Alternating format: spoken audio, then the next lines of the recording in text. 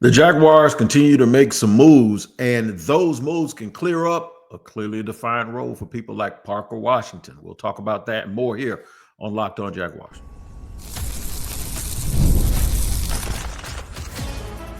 You are Locked On Jaguars, your daily Jacksonville Jaguars podcast. Part of the Locked On Podcast Network, your team every day. Good morning. It is your team every day here on Locked On Jaguars. We thank you for making us your first listen. I'm Tony Wiggins, the host of the Locked On Jaguars podcast, where you can find us anywhere that you watch your podcast or listen to your podcast. And you can subscribe for free. Just make sure you check out those locations so you do not miss an episode of this wonderful, wonderful program. And today's show is sponsored and brought to you by Game Time. Download the Game Time app and create an account and use the code Locked On NFL for $20 off your first purchase. Terms apply. Download Game Time today. What time is it? It is game time. All right. I'm Tony Wiggins once again, and I'm going to let you know what we're talking about here today on Locked On Jaguars. Surprise me. Guys that I'm looking forward to having the mental space to welcome in a surprise performance from them to help uplift this team, even if it's not in a big starting role.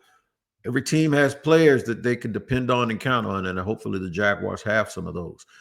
Then I'm going to talk about the others who could play a big part. That's a difference between surprise me. Surprise me is probably people that you're looking past, mainly because either they're young and they haven't played very much, or they have played a lot and you have had a nice sample size of what they can do and you don't expect much. But now that they're in a different role, maybe they will be able to step forward. But first, at the top of the show, we're going to talk about a clear role for Parker Washington. Did Parker Washington's role get more clearly defined by the release of Gabe Davis? Maybe to the public, but I don't think it got that way to Parker. And it probably didn't get that way or just manifested itself to be that way to the staff.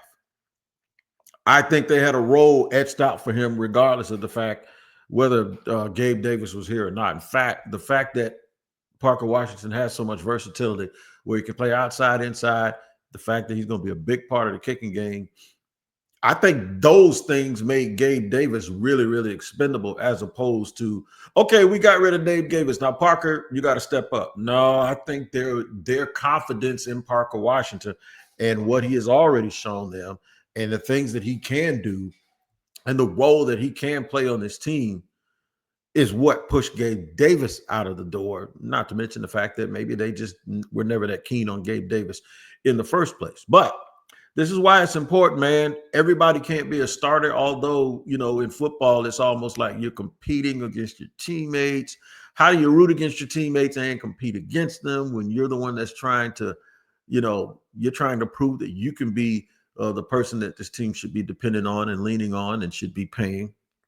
But you're also a team player and you don't want to hurt your team by, if you're on the opposite side of the ball, doing something that might cause your team to realize that the dude that they got over there ain't good enough, right? Or maybe sometimes it is. But for Parker Washington, I think due to his flexibility, being able to play slot, being able to play outside, and also I think maybe possibly being their best option in the return game, at least on these punt returns, and maybe even on the kickoffs, being sure-handed, Parker Washington has kind of morphed himself because of the continued work ethic, because of his ability to constantly improve. He's kind of put himself into that situation where he is like one of the most solid number 4 receivers who could, in a pinch, play in a 3 wide receiver set because of either injury or, here we go, resting one of your players because he plays on both sides of the ball. There it is right there. I said it. Travis Hunter doing 2 things at once makes whoever is the 3rd receiver on offense or the 4th receiver on offense who will be the 3rd receiver. What if Travis Hunter just got a pick 6 and he ran it all the way back? Now, Travis Hunter and people that follow Travis Hunter and even some fans will tell you he ain't tired, put him back out there. But it's not realistic that they won't have him on some sort of a pitch count. And when they do, they don't want to sit there and have to go to 2 wide receiver sets if the game doesn't cost for them to do that. If they need to go to 3 wide receiver sets, but he needs to blow, you have to have confidence that whoever wide receiver 4 is can step in a pinch, and that they have a specific skill set that will allow them to succeed. And I think Parker Washington does. Not the fastest, but quick. Not the biggest, but thick-legged, hard to tackle. You saw that on some kick returns last year. You saw that on some opportunities that he had. So while Parker Washington may not have been good enough for you to not go out and get Dyami Brown in free agency, and he wasn't good enough for you to not trade the kitchen sink to move up and get Travis Hunter to pair him with Brian Thomas Jr. He is good enough that he's a part of this team that you want to stick around. I wouldn't be surprised if Parker Washington got a contract extension this year, because they see the value in the fact that he's a multiple wide receiver. The fact is that he's one of those intangible guys that works his butt off, and he does a whole bunch of things. Even though he may not do one thing great, he does a lot of things pretty good, right? And then the main reason is because of his special teams value that he's shown in the past under Coach Heath Farwell. It's hard not to like a kid like Parker Washington. It's hard to not really want to make sure you keep a place for a guy like that on your football team. And he can become sort of a fan favorite and could help you out in some tough stretches. Some players around the league are just known as dudes that catch balls when you need them to catch balls, right? Scotty Miller was like that when he was in Tampa, and now he's still hanging around up in Pittsburgh getting money, right? You know, Parker Washington is basically who they thought Devin Duvernay was going to be when they went out and got Devin Duvernay. And Devin Duvernay was here for a year and he's gone.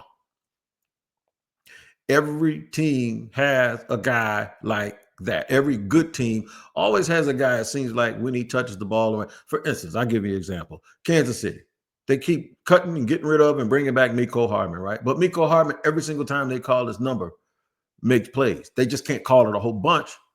But when they do, he seems like he does something that people can remember. They trust him. Remember who caught the game-winning touchdown in the Super Bowl in overtime? It was Mecole Hardman a couple of years ago.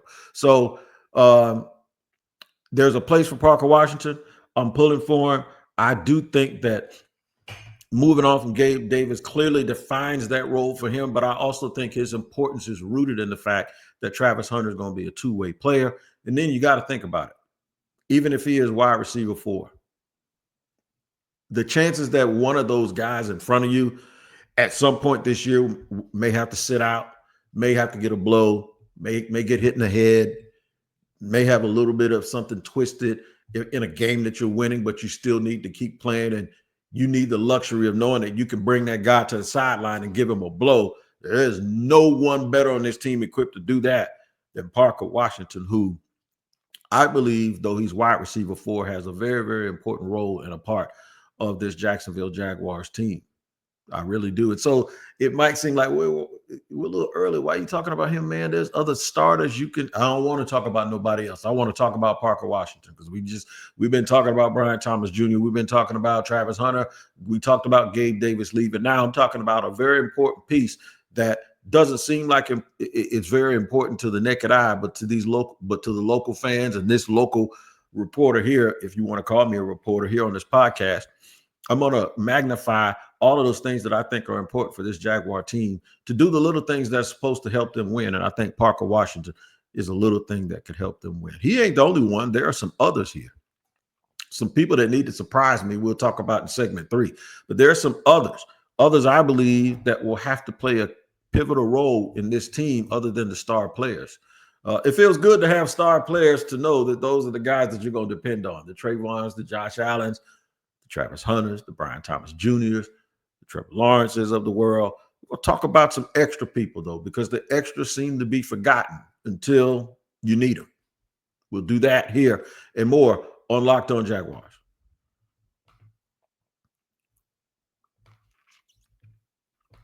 Today's show is sponsored and brought to you by our friends over at Game Time. Listen, man, there's nothing like the atmosphere of the NBA playoffs.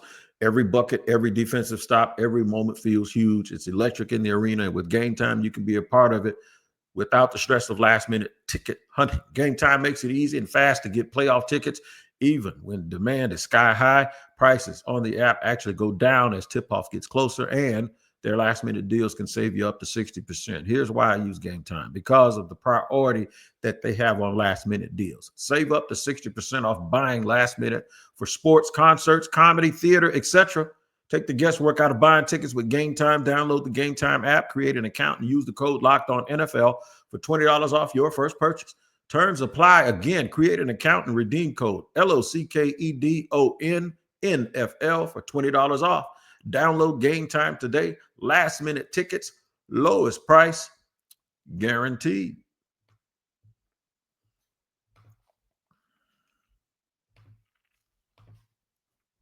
Moving along here on Locked On Jaguars, where it is your team every day, and we thank you for making us your first listen. I'm Tony Wiggins. Thanks for tuning in today. We talked about a clear role for Parker Washington. Now let's discuss some others. I even said the others in quotation marks who can play a big part for the Jaguars this season. We know who the stars are. We know who all the box office people are. We know who we expect to be the money guys this year in critical and crunch time, even with the new staff, and we don't really know how they roll. It just seems like to me they're ironing it out pretty much for you here, like 75 to 80%. These guys are going to touch the ball. It's going to be Brian Thomas Jr. It's going to be Travis Hunter. It's going to be Britton Strange is going to get some action, and then however many running backs they decide to play. And, of course, Trevor Lawrence will be the guy on offense that dictates all of that stuff, along with the play calling of Liam Cohen. But I will say that the other guys that should step up, Tank Bigsby, and there's a reason for that. Travis Etienne is expected to be the starter. He's in the last year of his contract, playing on a fifth-year option, and they have two rookie backs behind him. I believe Tank Bigsby has a chance to make the Jaguars have to make a very good, tough decision. And I say good because some things that you have to decide aren't necessarily bad things, right? Some things are good things. You can have good trouble. People can put you in a situation where you have to make a good decision. And that means you might be moving on from good football players due to the economics and the way that the league and these rosters are structured. Tank Bigsby can make that extremely interesting for this new staff because there's nobody on this in that running back room like him, right? While they're all pretty similar, they're all versatile. Tank is the only one that's just like him. So that could mean two things. If everyone else is alike and we consider them equal or changing parts, moving forward, the Jaguars can then decide whether they want to pay Etienne or whether they want to go with another option that kind of gives them some of the things like Bayshul, who gives them the same things that Etienne gives them. If nobody else on the roster gives you exactly the looks that Tank Bigsby gives you, then there is no other alternative. The only alternative is if he plays in a way that makes you believe he can't help you. And I don't think Tank's going to do that. So I think this is a critical year for him. I think his contributions, the ones he made the first 2 years, are going to be seen differently if the team is winning, as opposed to when the team is trying to get over the hump or trying to keep pace. I think if they're operating a little bit from the front, you start to appreciate guys like Tank Bigsby more. Therefore, I think he has a little bit of a shot. Somebody else that I think has a shot, we'll come back to the offense, I'll go over to the defense, is Jarden Jones. There was a thought that when the Jaguars signed Dallas Cowboys free agent Jordan Lewis, that he was taking Jarden's spot. There was some thought that, okay, the new staff comes in and said, this is what we need. Isn't a Jarden Jones situation where like he was the guy that was drafted and we're drafting over him? Not necessarily. I think what happens is you need 6-7 guys back there that are moving parts that you can do a lot with, right? The question is, where do they play him? Jarden Jones said that he went to them and said, I want to play outside. And they were like, well, golly, that's where we saw you at. We see you as an outside corner. So now signing Jordan Lewis to come in and play inside in the slot, because most of the teams run 4-2-5, and Jarden playing outside looks like a plan, right? The Jags, I was going to say they didn't address corner. I keep forgetting they got Travis Hunter. So if anything, Travis Hunter is the one, not Jordan Lewis. Travis Hunter is the one that's going to be manning the outside spot as a corner, and he's going to start at wide receiver. So you're looking at Travis Hunter outside. In the slot, you're looking at Jordan Lewis, right? What if they're not in nickel? What if they're in a big nickel? What if they have an extra safety on the field, like Darnell Savage? What if it's Savage, Eric Murray, and one of the rookies, right? If they go that way, then you'll see Travis outside. But what if Travis is taking a blow? Then you'll see Jordan Lewis outside. Well, what if Jordan Lewis is taking a blow? Then you'll see Jarden Jones outside. Well, what if they're a nickel and Travis is taking a blow because he just caught a 75-yard touchdown on when they were on offense? Then you'll see Jarian outside and possibly Jordan inside. If it's only two of them, you'll probably see Jordan outside with Jarian being the swing guy. There's a lot of versatility here for the new staff, a lot of mixing and matching, but this is where competition comes in. Jarden Jones has to make it so that they can't take him off the field. So there's an opportunity here for the others to create what I call a good problem, right? A really good problem. Tyson Campbell has been off the field a lot. Therefore, maybe that's where Travis Hunter ends up. And Tyson Campbell has a hard time getting his job back if Jarden Jones says, oh, no, you can't come over here. And Jordan Lewis said, oh, no, you can't come. I saw one depth chart that had Jordan Lewis listed as a backup to Tyson Campbell. I want to laugh. They ain't bringing him here to be no backup to nobody. All right? We got to start thinking, man, that teams or players that played roles or significant roles on a team that won 4 games probably will have their role diminished as coaching gets better, as the GMs get better, as player acquisition gets better. You can expect guys to still make contributions, but not to have to be the end-all, be-all, if you will, for this team. Tyson Campbell needs to surprise some people. Darnell Savage needs to surprise even more people than that. And I'll tell you why in the segment, in the third segment here in just a second on Locked On Jaguars.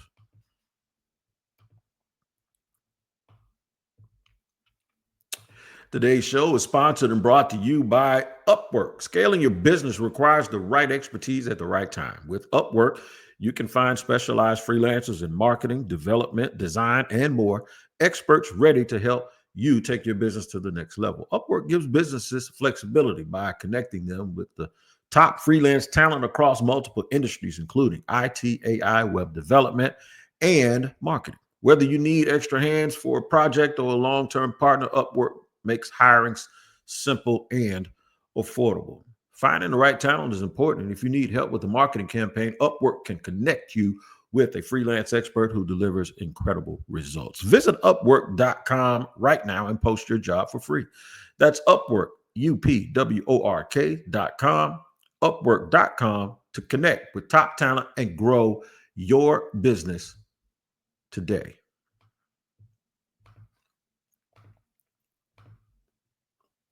Third and final segment here on Locked On Jaguars, where it is your team every day. Always thanking you for making us your first listen. All right, let's get to the surprise me part of the show. But I'm going to mention one other position, and forgive me for pressing past it. I didn't try to speedball by it. But one other position that's extremely important, I'm going to put a slash here between Johnny Munt and Hunter Long at tight end. And why? I'm going to tell you why. Because last year, Brenton Strange had 40 receptions for 411 yards. Evan Ingram was injured a lot, right? I believe they're going to have to get that type of production, maybe 50% more of that. So I'm looking at Brenton Strange hanging around 55, 60 catches for this offense. They got rid of Evan Ingram. I know that's a lot considering they got 3 wide receivers to feed, some backs they have to feed. I'd say 50. If you get 50 catches, then you're good if you're Brenton Strange. But why are the backups important? Because they got rid of a lot of production, even though blocking could be a serious, serious problem. They got Johnny Munt. They brought him in. The last 3 years, Johnny Munt has had 19, 17, and 19 receptions. That's what Johnny Munt has done over the last few years. So that's about 18 receptions per season. So what makes that significant is all of these dudes are just like last year when Brenton Strange had to play. Johnny Munt's a bad twist of fate from having to be on the field, and they're going to need that production, and he's never done it.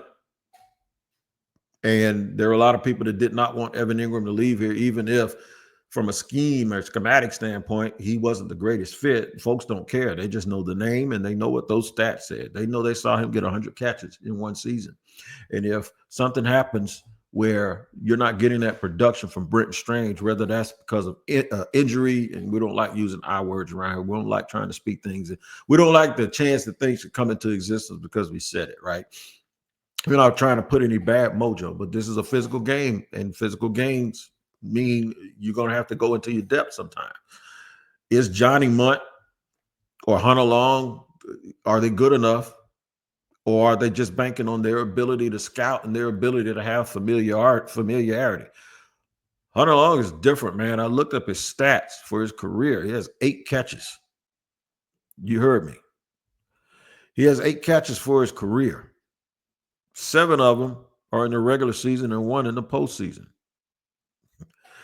That's not a lot. That is not a lot of production at all, right? It just isn't in 30 games played. So, in 2024 is with the Rams, he had his best season. He had 7 catches for 60 yards. That's tight end 3. The Jaguars let go 2 tight ends in free agency. But it was a draft pick out of Ohio State. Kid signed a big deal, a deal I didn't think he was going to sign, a huge deal with the 49ers. And then, of course, Evan Ingram has moved on. But between the two, man, Munt has 65 catches for his career, right? It's not a lot. It's not a lot. So this is a situation where if there's something that they're looking around for in free agency, it might be another tight end. But I think they consider Brenton Strange a starter. That's another tip of the cap to Trent Baalke to say he didn't do everything wrong, even though that's a draft pick that a lot of people thought was just wasn't wisely used at that point.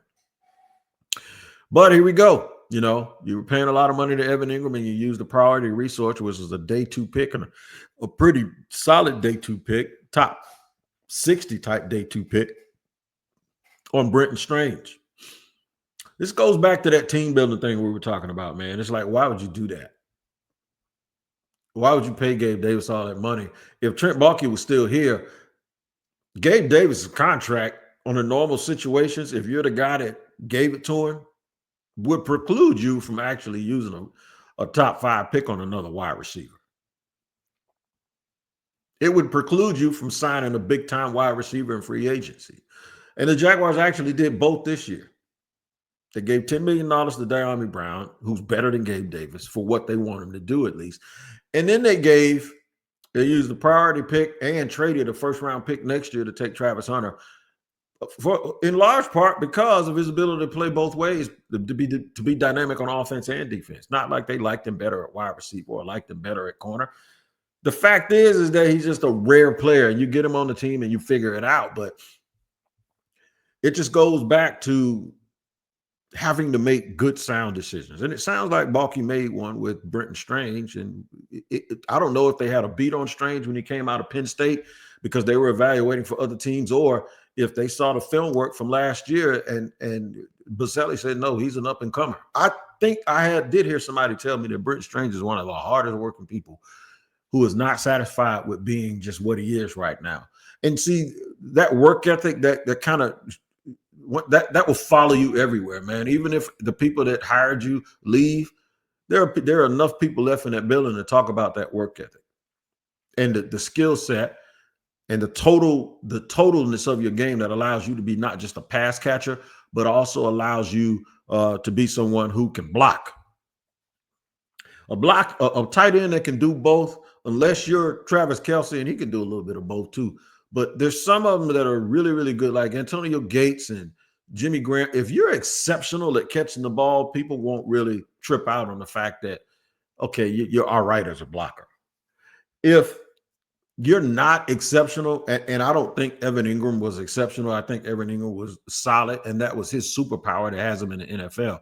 But he is really, really bad at blocking. And there were sometimes Evan Ingram was really, really bad at route running too. That did not allow for the best possible scenario, in my opinion, to happen. And this wasn't just me pointing it out. It was a former NFL head coach that I saw it, and he looked at me, and I asked him in the press box on multiple occasions, did this happen because he went inside, because the guy was trying to protect outside leverage? So instead of just being physical and forcing it, he allowed the play to be made easy. He said that's exactly what happened. You can't play Ole. Some things you just got to run through. But when you run around them, you actually do the defense a favor and allow them to be able to guard you in certain situations.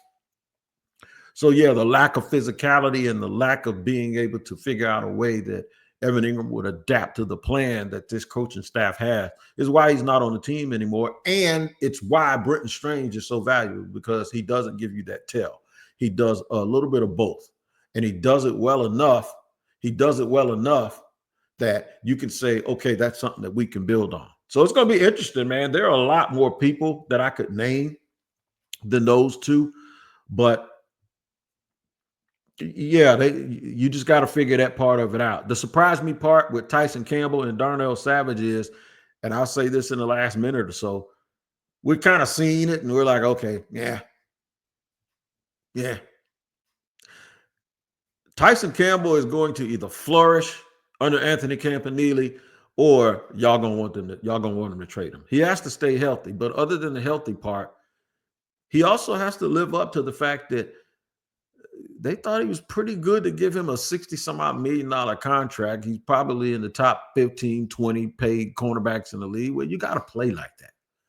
You really have to play like that, and if you don't, you just become a dude that's kind of serviceable. And if they're going to pay you the kind of money that they're paying you to be kind of serviceable, I think you'll probably be kind of gone at some point down the road. So show me Tyson Campbell. Show me Darnell Savage. Surprise me, please.